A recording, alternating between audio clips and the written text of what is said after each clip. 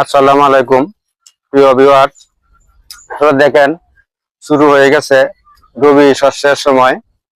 আমরা বাংলাদেশে প্রায় অনেকেই 70-80% কৃষক, আমরা সব ধরনের কৃষি কাজ করি।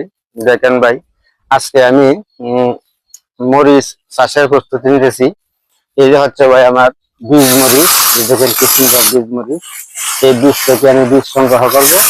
বীজ সংগ্রহ করে আমি মরিচের চাষ করবো ইনশাল্লাহ, যেন আল্লাহ রাব্বুল আলামিন আমাকে সেই মরিচ চাষে বরকত দান করে। এজন্য সমস্ত দেশবাসীর প্রতি আমি দোয়া চাই। এই হচ্ছে আমার বীজ মরিচ। আসেন সবাই আমরা বীজ মরিচের চাষ করি, কারণ মরিচ একটা অত্যন্ত প্রিয় এবং অত্যন্ত গুরুত্বপূর্ণ আমাদের জিনিস। এই মরিচ ছাড়া তরকারি খাওয়া চলে না, আমরা তরকারি খেতে পারি না। দেখেন ভাই, আমরা আসলে অলস।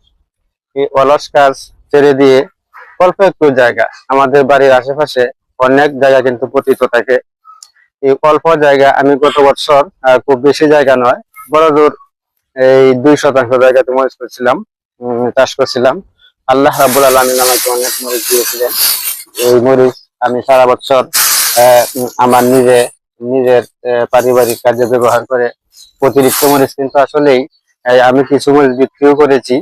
এখন পর্যন্ত কিন্তু আমার ঘরে স্টক ছিল কিছু মরিচ, এগুলো বীজ মরিচ। এই বীজ মরিচ থেকে আমি বীজ সংগ্রহ করব।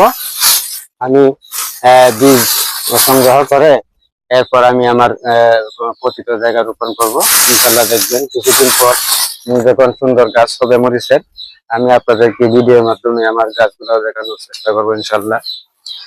যাই হোক ভাই, আমার কথা হচ্ছে আমরা যেহেতু কৃষক, আমরা সবাই হেলা না করে, আমরা আলসেমি না করে আমাদের পতিত জায়গায় আমরা মরিচের চাষ করি। সবাই আসুন, সবাই আমরা মরিচের চাষ করি। আসসালামু আলাইকুম।